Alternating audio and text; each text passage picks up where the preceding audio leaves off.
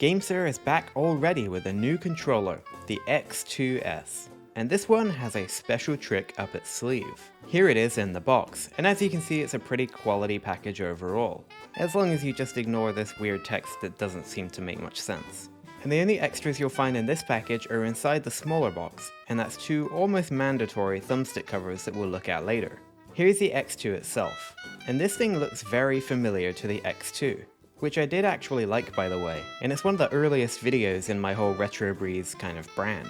However, there are some big differences between the X2S and the original X2, as well as a difference between the X2S and the newer X2 Pro, which I didn't like quite as much, and never ended up covering on the channel. By the way, if you're the kind of person that prefers a Bluetooth controller over a USB-C controller, then you'll probably be happy to know that a Bluetooth version of this controller is coming too.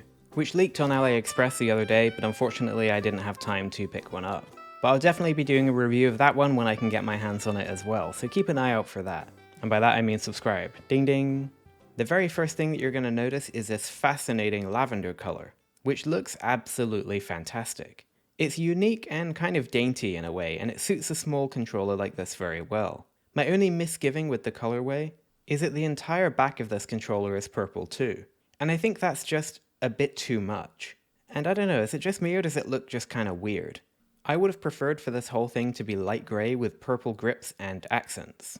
But it's not a big deal. According to Gamesir, this colorway was actually inspired by the lavender Nintendo 2DS XL of all things, which I think is just great. I'm all about deep cut references and this is definitely one of them. I think it's nice to be a little different sometimes. And despite the familiar design, the X2S has a lot of character thanks to this unique colorway. Of course I concede that this totally isn't going to be for everybody, but anyway. On the front you're going to see a full dual analog stick layout with small, well, everything.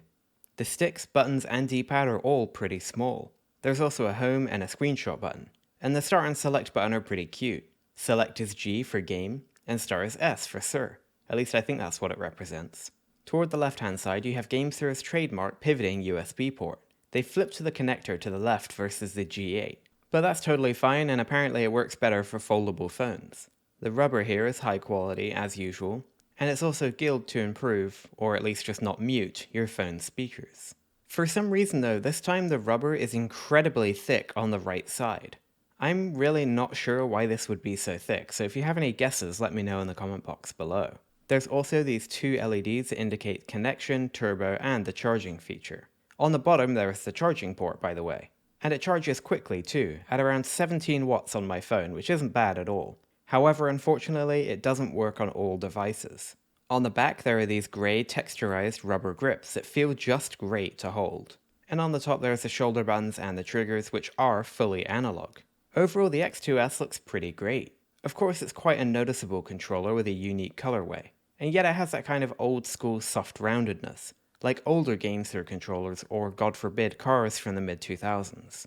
With a phone inserted, I like that the X2S maintains a candy bar look with a low-key form factor, unlike its titanic big brother, the G8.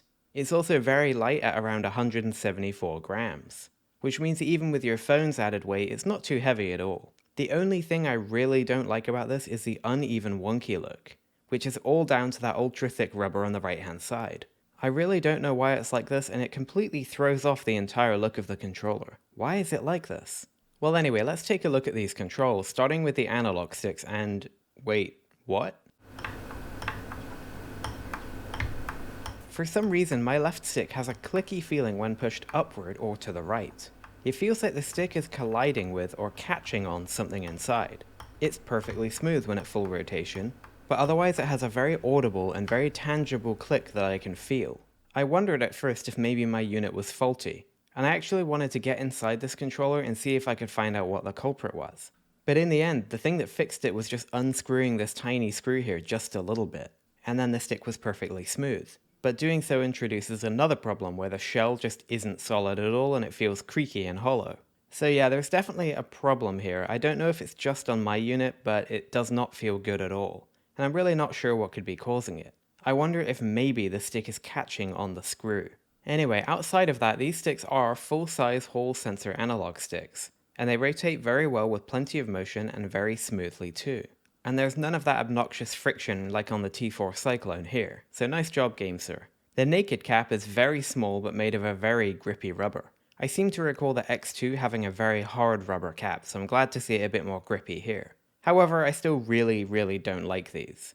They're just really tiny and feel kind of odd and unfamiliar. But simply using the included thumbstick caps take these from a 5 to a 9 right away. You get both a concave and a convex version in the box.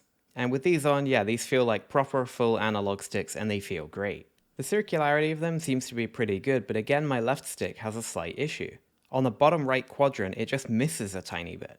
It's not a huge deal, but it's just not perfectly circular. The right stick, however, is totally fine. There's definitely a problem with my left stick, but overall the sticks are very easy to use and comfortable, and I have no major issues with them other than that. The face buttons are small and candy-like, with a tactile clicky action that is pretty quiet. They basically have no travel at all, what with being a dome switch, but they do feel very nice and responsive. I like the size of them and I like the distance between each of the buttons and how they're recessed into this kind of bowl. It's just a good design overall. The D-pad is an odd one. It's very small and very clicky, with very little pivot in the center. It does actually pivot, but because there's no travel on the switches, it's hardly at all. And it kind of feels like it slides around instead. It is very tactile, and you can feel and hear every single switch actuation. Thankfully, it's extremely accurate and works brilliantly for responsive, quick inputs and accuracy in retro gaming. It's really difficult to actually press a false diagonal or a wrong direction here. I like the deboss details and the tiny circle in the center that is just enough to keep you oriented. I would definitely be a hypocrite if I complained about the noise of this D-pad, but it is a very crunchy and clicky D-pad that has a slightly hollow sound to its click.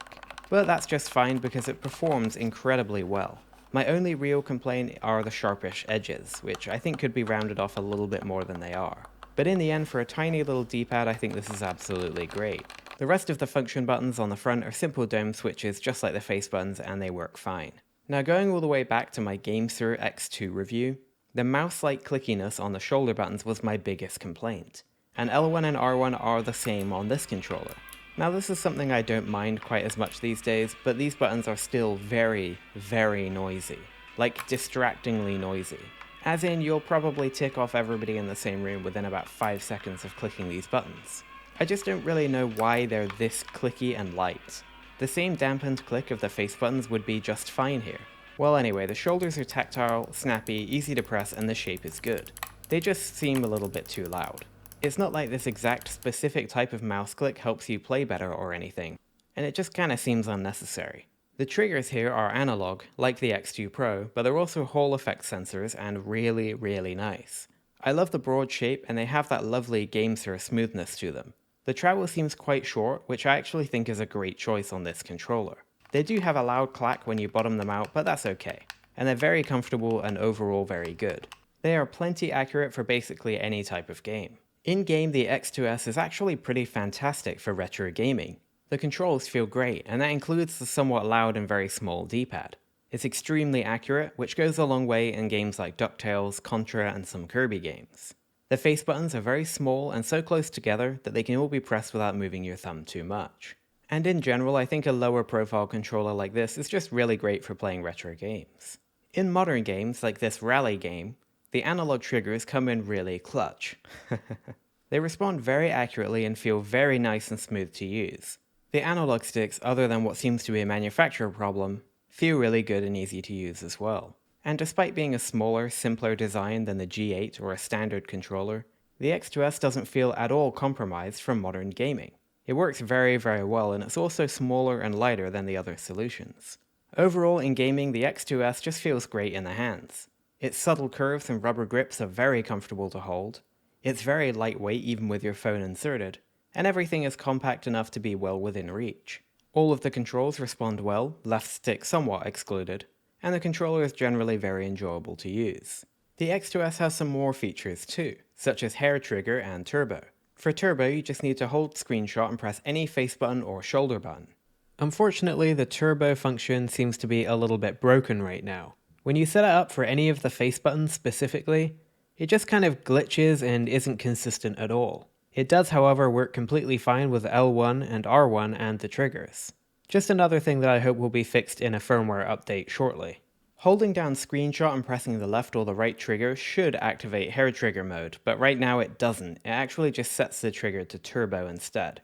Hopefully this will be fixed in a firmware update soon because it's not supposed to behave this way. By installing the Gamesir app from the Google Play Store, that's right, the safe app that doesn't violate your Android device, you can customize your controller. For the buttons, you can switch between Xbox and Nintendo layout, customize the stick response, or you can flip the D-pad and sticks to use the sticks in games that don't support them and vice versa. And you can adjust the trigger response, including actually activating the trigger. One feature I love is that by setting the trigger response bars and then activating hair trigger, you can determine how far you need to push the trigger down in order to activate it, which I think is just a great detail. Also, by the way, you can visually see the left stick issue in the Gamesir app. When I set this to a 100% dead zone, you can see that it totally skips the bottom right. Fascinating. Using the app, you can also map controls for games that don't natively support controllers. Oh, and no, Call of Duty mobile controls do not work natively, but that seems to be more of an issue with the game than this controller. Sigh. So that particular issue just seems to be some silly way that this game handles controllers. Well, the X2S has quite the ace up its sleeve, and if you're a regular viewer of my channel, you know that I am going to love this. All you have to do is quite scarily bend and pop the right side of the controller out, and it will natively expand to support, ta-da, tablets. The springs here have plenty of stretch to fit an 8-inch tablet like my beloved AldoCube iPlay 50 Mini Pro, or even a 12-inch tablet like the Blackview Tab 18. I am totally in love with the tablet gamepad form factor at this point, and I think Gamesir was very thoughtful in adding this feature. In a general sense, I like the implementation too. It definitely feels sketchy to do the old bend and pop, but I do like how it doesn't compromise the primary use case of smartphone gaming. It's just here for those who know it and want it, or maybe even need it like me, without breaking the general usability of the controller. However, as you might imagine, this mechanism, or perhaps it's the elongation of the springs, does indeed cause some problems. And after just a few times, maybe 10 or 15, of popping the right side out and attaching my tablet, the controller has begun to have a little bit of a sad sag. It is not the end of the world by any means, but it is kind of disappointing. This is definitely kind of a bonus or a beta feature, and even though I appreciate that it's here, I do hope that Gamesir continues to innovate on making this mechanism a little bit better. So that is the Gamesir X2S. And before I give you my comparison between this controller and the Gamesir G8, and my summary, let's go over my likes and dislikes, starting with my likes.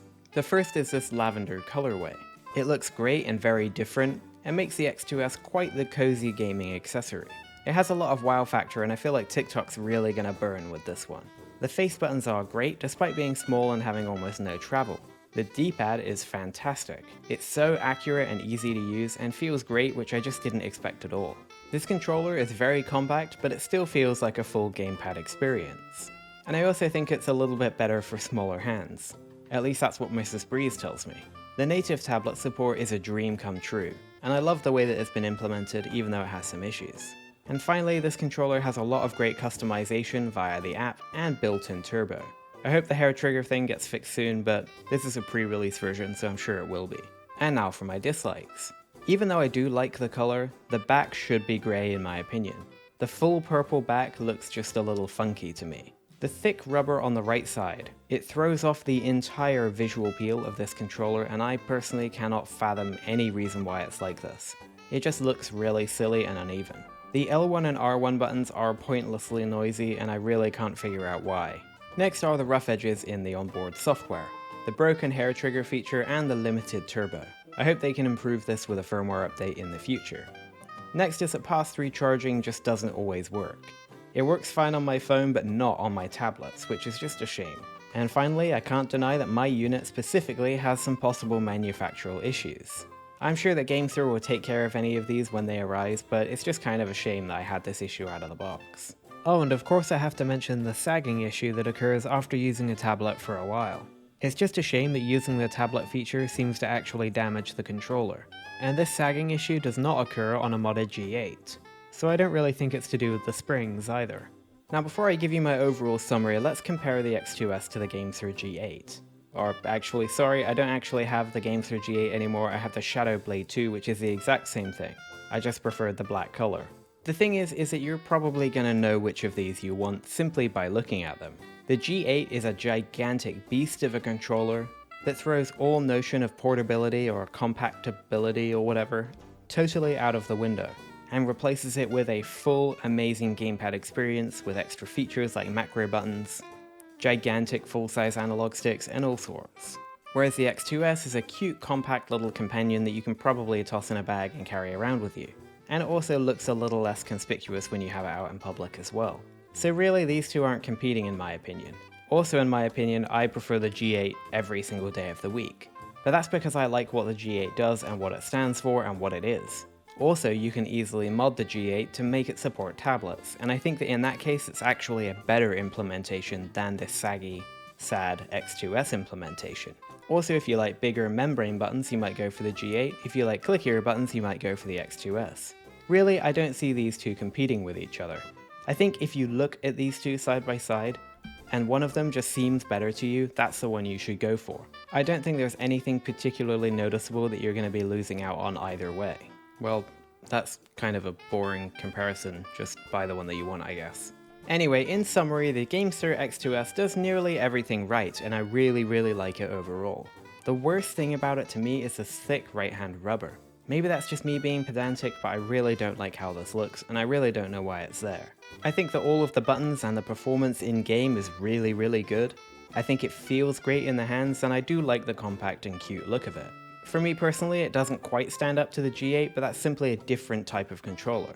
The X2S is a smaller, simpler, more casual controller, and that's just fine. And I think that for all intents and purposes, if you just want a nice compact controller to play games on your phone, it's a pretty darn great one, and I like it a lot. I'll leave a link to the Gamesir X2S in the description box below if you want to pick one of these up for yourself. And I want to say a big thanks to Gamesir for sending me the X2S to review, but definitely no thanks to them for keeping me on embargo for this review, despite the controller being readily available on Amazon Prime. Anyway, I also want to say a huge thank you to you for watching this review. If you liked it, please go ahead and leave a like on it, and comment down below what you think about the X2S. I would love to hear your thoughts on this controller, and especially the Gamesir G8 comparison. Please go ahead and subscribe to RetroBreeze if you like content like this, as I'll be sure to be bringing you more, including the upcoming Bluetooth version of this very same controller. And that's this one done. Thank you very much for watching RetroBreeze, and I look forward to seeing you again next time.